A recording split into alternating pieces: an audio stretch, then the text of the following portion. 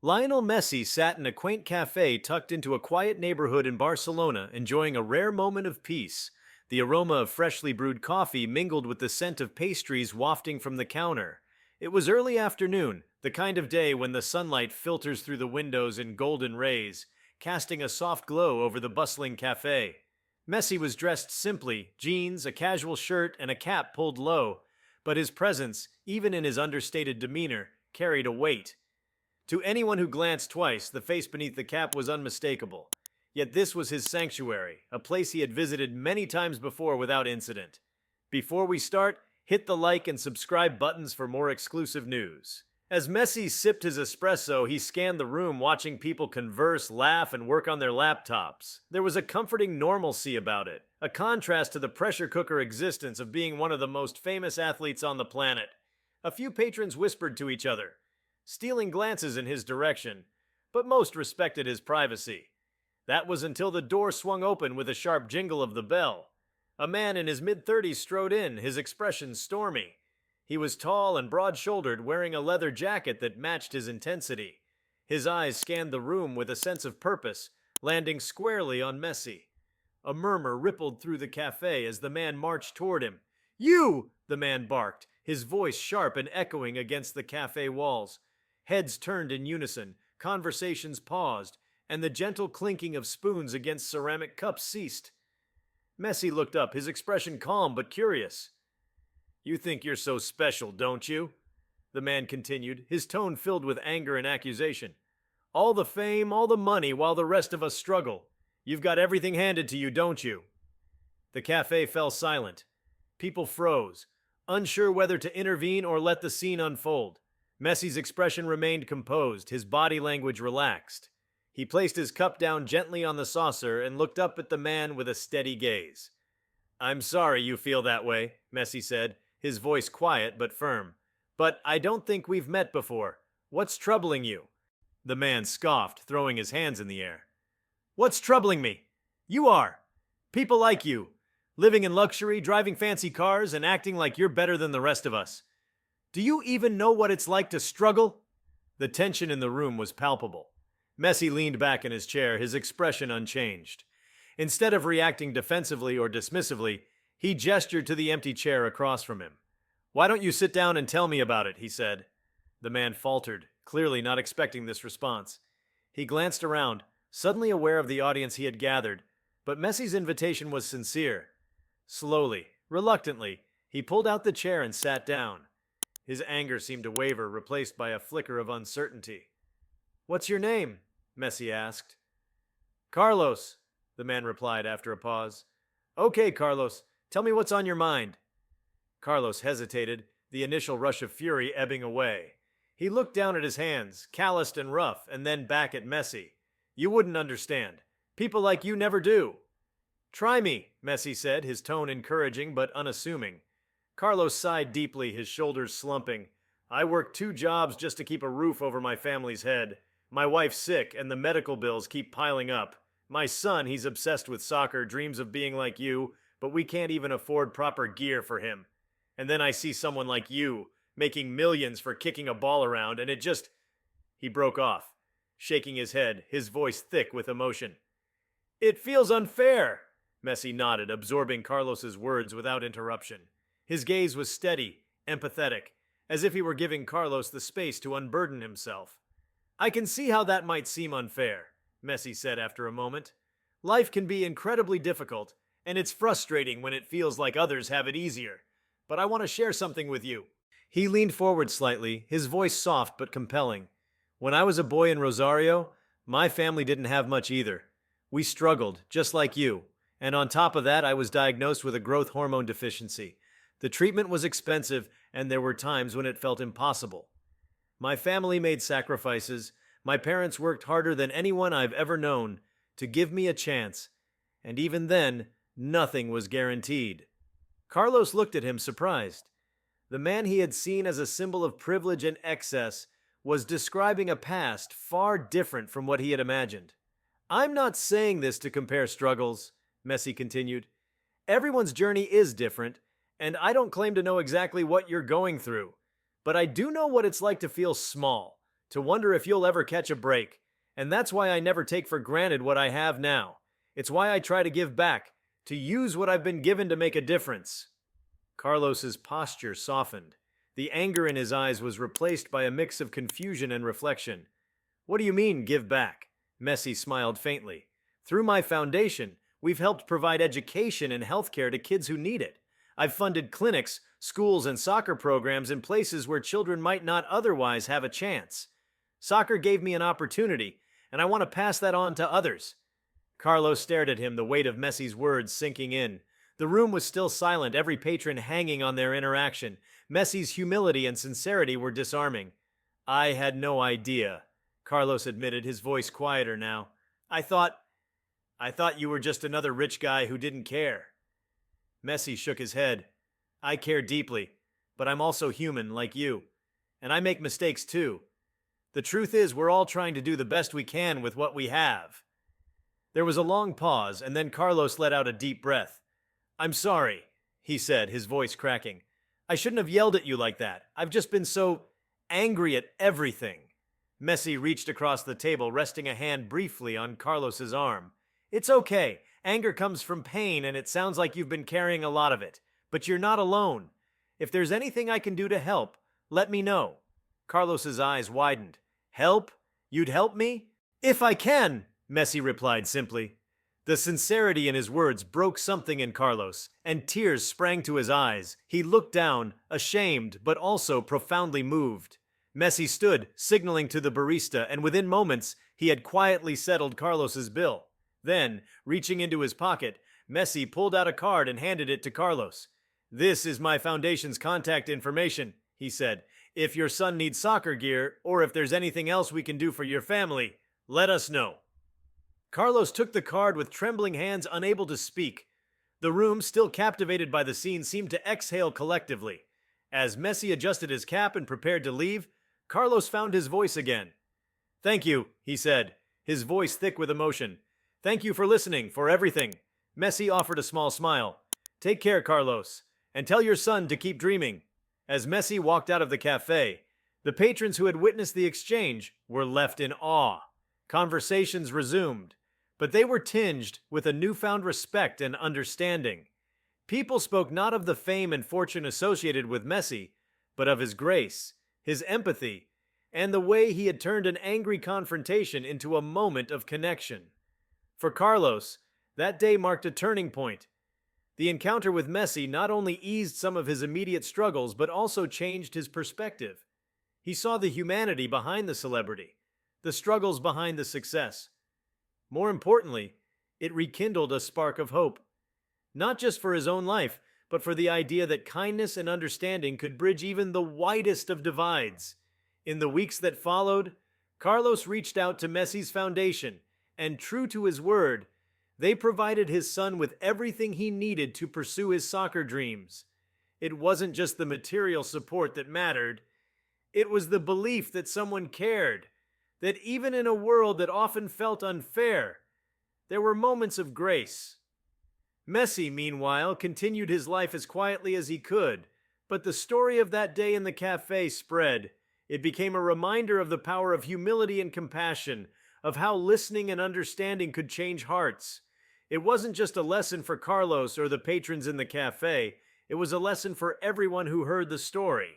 And so, in that small cafe on an ordinary afternoon, Lionel Messi didn't just handle a stranger's anger, he transformed it into something extraordinary.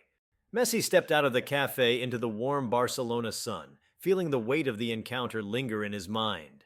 He had encountered passionate fans, critics, and even outright hostility before, but something about Carlos's raw anger struck a deeper chord. As he walked down the street, he thought about the invisible battles people carried with them every day, battles that rarely surfaced but shaped their lives in profound ways. The streets were lively, as always.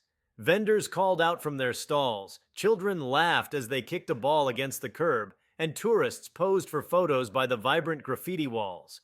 Yet Messi felt removed from it all, immersed in the memory of Carlos's pain and his words. For Messi, such moments were not just reminders of his responsibility as a public figure, but also opportunities for introspection. He thought about how his fame, while earned through years of discipline and sacrifice, could also sometimes alienate him from those who saw only the external symbols of success: luxury cars, mansions, the adoration of millions. It wasn't something he dwelled on often, but Carlos's outburst had forced him to confront how different his life appeared from those who struggled just to get by. Later that evening, as he returned home, Messi found himself revisiting the encounter in conversation with his wife, Antonella. She had always been his confidant, someone who understood him beyond the titles and trophies. "Do you ever feel like we're misunderstood?" Messi asked as they sat together in their living room, the glow of the city lights filtering through the window. Antonella tilted her head, considering his question. "What brought this on?" He recounted the cafe incident in detail, explaining Carlos's anger and their conversation. As he spoke, Antonella listened intently, her expression thoughtful. When he finished, she reached for his hand. "Leo, people see you as a symbol of success, of achievement, of everything they might wish for themselves. It's easy for them to forget that you're human too, that you've faced your own struggles.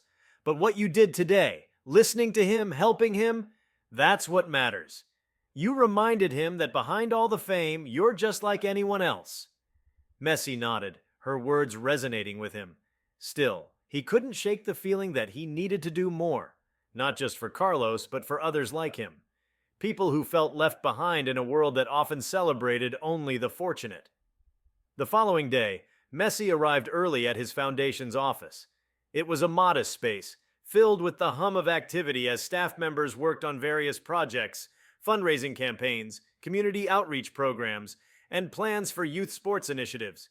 He gathered his team and shared the story of Carlos. "This isn't just about one man," Messi said. "It's about the countless people who feel invisible, who think no one cares about their struggles. I want us to find new ways to reach them, to connect with those who need help but don't know where to turn." The team responded with enthusiasm, brainstorming ideas that ranged from expanded scholarship programs for young athletes to partnerships with local organizations to address issues like healthcare and job training. Messi felt a renewed sense of purpose as they discussed plans, knowing that his platform could be used not just to inspire but to create tangible change. Meanwhile, news of the cafe encounter continued to spread, gaining traction on social media and in the press. Witnesses had shared their accounts, describing how Messi had diffused the situation with kindness and understanding. The story resonated deeply with people around the world, sparking discussions about empathy, privilege, and the power of listening. Among those who read about the incident was a journalist named Sofia Alvarez. Known for her thoughtful, in-depth features, Sofia was drawn to the human element of the story. She reached out to Carlos, curious to learn more about his experience. When they met for an interview, Carlos was hesitant at first, unsure if he wanted his story to be shared publicly. But as Sofia gently asked him about his life, his family, and his encounter with Messi, he found himself opening up. "It's strange," Carlos admitted. "I went into that cafe so full of anger, ready to yell at someone I thought was part of the problem. But Messi, he didn't fight back. He listened. He made me feel seen. And then he offered to help. Who does that?" Sofia smiled. "It sounds like he had a profound impact on you." Carlos nodded. "He did. But more than that, he reminded me that not everything is as it seems. That just because someone looks like they have it all, it doesn't mean they haven't faced their own struggles." The resulting article, titled "The Day Lionel Messi Listened," was published in a prominent newspaper and quickly went viral. Sofia's writing captured not only the details of the cafe incident, but also the larger themes it represented: the importance of empathy, the power of kindness, and the ways in which even small actions could create ripple effects. For Messi, the article was both humbling and affirming. He appreciated how Sofia had framed the story, focusing not on his fame but on the shared humanity that had defined his interaction with Carlos. It was a reminder of why he had chosen to use his platform for good, even when it sometimes felt overwhelming. The impact of the article was far-reaching. Messages poured in from people around the world who had been moved by the story.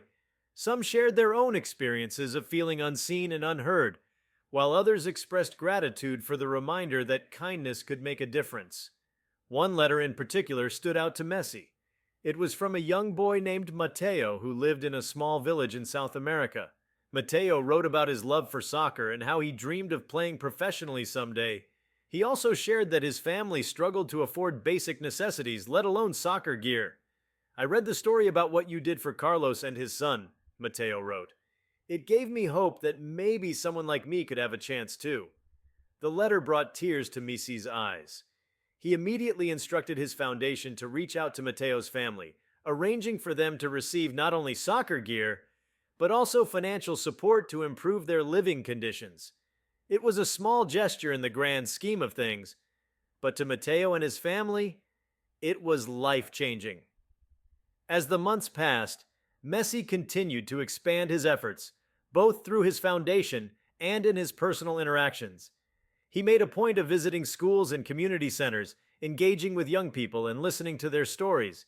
He also started a mentorship program for aspiring athletes, pairing them with professionals who could guide them not just in sports but in life. Carlos, too, became a part of this growing movement. With support from Messi's foundation, he found a better job that allowed him to spend more time with his family.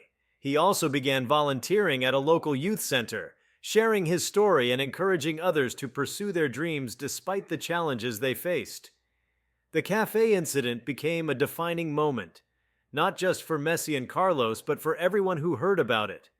It was a testament to the power of connection, of seeing beyond surface appearances to the humanity that unites us all. And as the story continued to inspire, it became clear that what had started as a tense confrontation had transformed into something far greater, a movement grounded in empathy, understanding, and hope. Years later, Messi would look back on that day in the Café as one of the most meaningful moments of his life. It was a reminder that even in the smallest, most unexpected encounters, there was an opportunity to make a difference. And for Carlos, it was proof that sometimes the people we least expect can become the catalysts for change, helping us to see the world and ourselves in a new light. Lionel Messi stood at the edge of the pitch, the roar of a packed stadium filling the air. Yet his mind wasn't on the game ahead, but on the ripples of the past few months. What had begun as an unplanned moment of tension in a cafe had snowballed into something far greater than he could have imagined. It wasn't just about charity or goodwill. It was about shifting perspectives and fostering empathy in a world that often lacked it. The story of his encounter with Carlos had taken on a life of its own, spreading far beyond Barcelona. Social media buzzed with discussions about the interaction, and Messi's quiet grace in handling the situation had earned praise not only from fans, but also from public figures, activists, and fellow athletes. Still, the publicity wasn't what mattered most to him. What resonated was how the incident had opened up conversations about inequality, privilege, and the invisible struggles many people endure. Messi's foundation, inspired by the momentum, began to scale up its efforts. They launched a new campaign called Hear Me, designed to connect with individuals and communities who felt left behind. The campaign wasn't just about financial aid or material support. It focused on listening to people's stories, understanding their needs, and involving them in crafting solutions. Messi personally participated in the project's launch, attending town halls and small gatherings where people could speak freely about their lives. One of the events took place in a small village outside Rosario, where Messi grew up. Standing in the same type of modest community that had shaped his childhood, he felt an overwhelming sense of connection. It reminded him of his roots, of the struggles his family had faced to afford his treatments and support his dream. The village gathering was held in a community center, where dozens of families packed into the room, some bringing handwritten letters, others simply eager to see someone they admired. As Messi stood before them, he began to speak, not as the global superstar they knew, but as a fellow human being who understood their hardships. "I came from a place just like this," Messi said, his voice steady but filled with emotion. "I know what it feels like to wonder if things will ever get better, to watch the people you love work so hard just to make ends meet. That's why I'm here, not just to tell my story, but to listen to yours." One by one, people stepped forward to share their struggles and hopes. A mother spoke about the difficulty of providing for her children after losing her job. A teenager expressed his frustration at the lack of opportunities to pursue higher education. An elderly man talked about how the younger generation was losing hope, With too many turning to crime or leaving the village altogether, Messi listened intently to each person, his gaze never wavering, his empathy evident in his every word and gesture. After the event, Messi sat with the Foundation's team to discuss what they had learned. One recurring theme stood out: access to education and opportunities. Inspired by the stories he had heard, Messi pledged to fund a new initiative that would bring scholarships, vocational training programs, and mentorship opportunities to underserved communities across Argentina.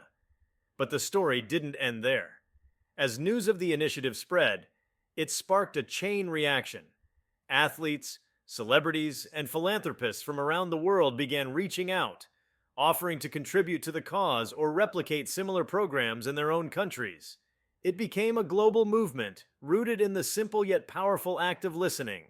Meanwhile, Carlos's life had taken an unexpected turn. With the help of Messi's foundation, his son Diego had been able to join a youth soccer academy. The boy's natural talent, coupled with his newfound confidence, had already begun to shine.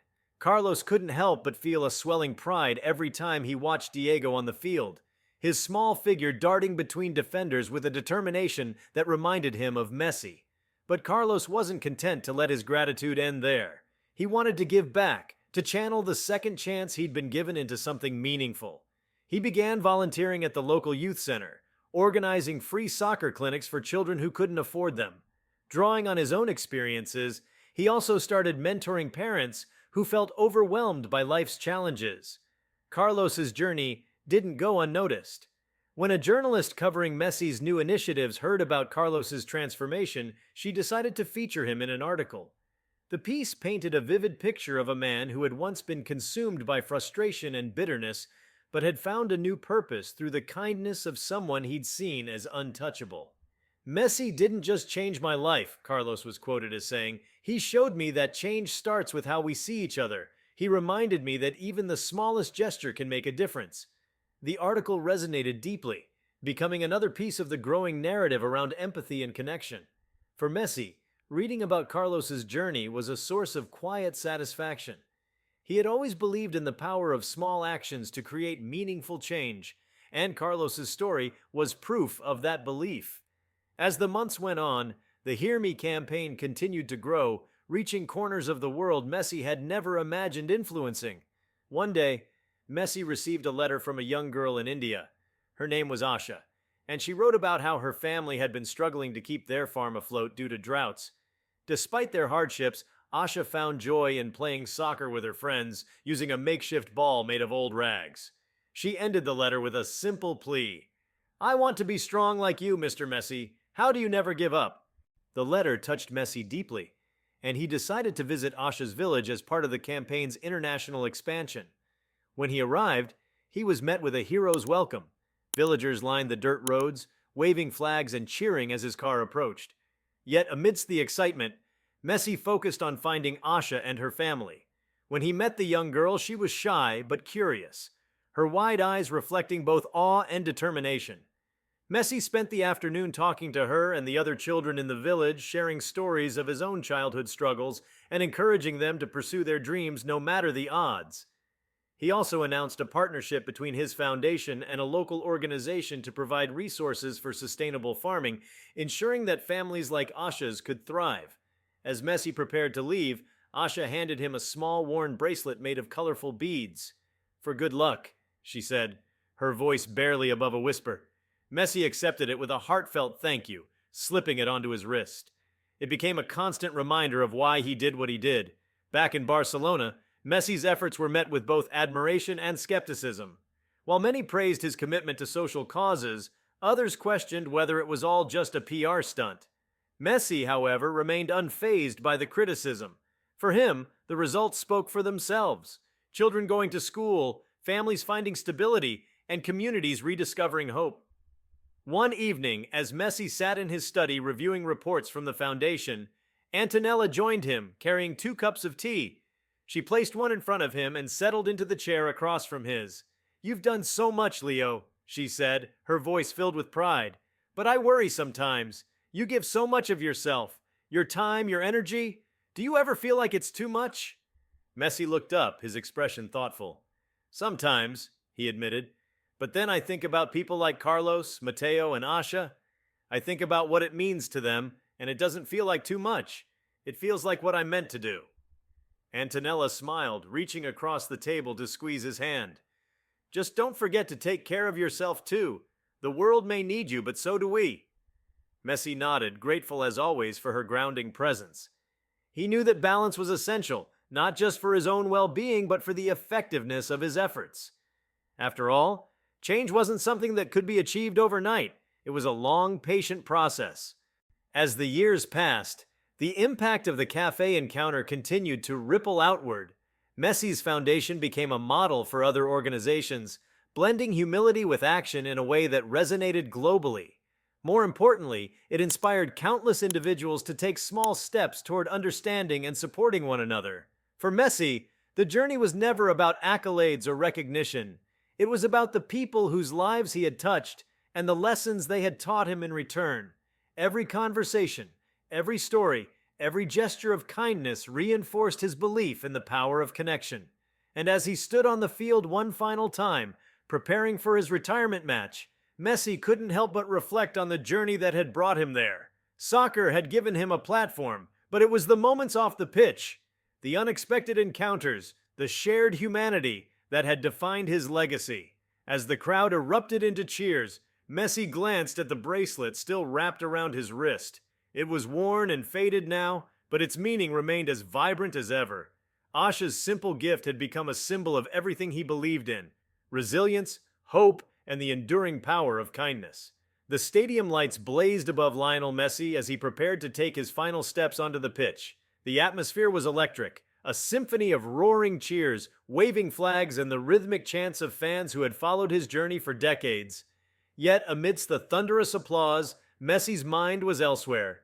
His thoughts wandered to the many lives that had intersected with his in ways he could never have anticipated.